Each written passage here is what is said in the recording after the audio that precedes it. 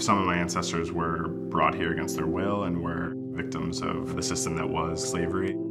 That system turned into Jim Crow, and then that system turned into mass incarceration. That's why we have equivalent numbers of black people in jail as we do were enslaved in 1850.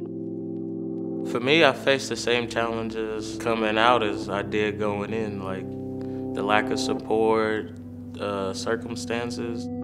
We don't really have resources inside the juvenile halls or the jails that really just help you rebuild yourself for when they release you. When I came out, I didn't have no support, I didn't have nobody to turn to, so it's like you dig a deeper hole for yourself. It's tough.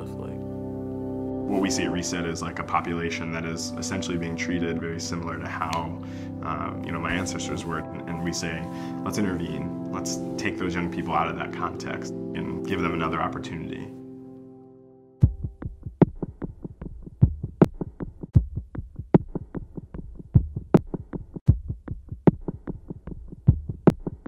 Essentially what happens is a young person will come before a judge, and instead of having the judge send them to prison, the judge will send them to our campus.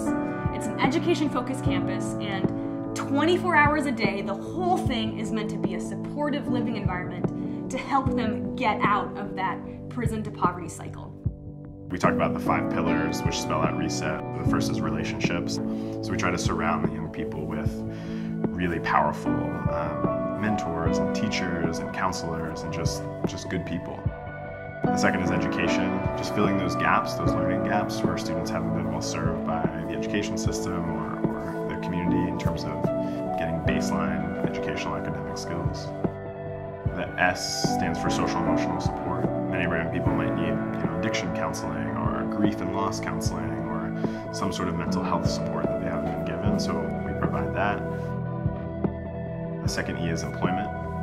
So we give them jobs on campus as transitional jobs, and then we put them on a pathway to a meaningful career, not just a job. And then the last is transition. We intentionally transition young people from our campus back into the community. We've had different flows of does treatment work, or is just really punish them and hit them hard and incarcerate them for a long period of time, and that got us into the situation we're in right now. We can't arrest our way out of this situation. Part of administrating justice in a smarter way is to try to lower the recidivism rate and give these folks the skills and the development that they need so they become less of a public safety threat to really anybody. It is so costly to send somebody to prison.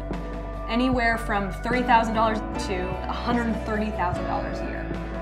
For the same cost, you could send them to Exeter, one of the top boarding schools in the United States, which just doesn't make sense. Like, why are we fueling all these resources to something that gets awful outcomes, really, versus what if we repurpose those same dollars and help spend them in a better way? Putting a person in a jail setting is counterproductive. That has been an issue for decades. To offer drug and alcohol counseling, mental health, and employment opportunities is a smarter way to go. Here they taught me that failure is an option, but not the last option. So I hate that I missed out on the opportunity of going to high school and having an experience with other students. But now I just wake up with a great strive every morning, because I know I have a plan. I know what I'm gonna do. Failure is gonna happen, but I know for the greatest success, you have to work hard. That's the greatest thing that Reset has taught me.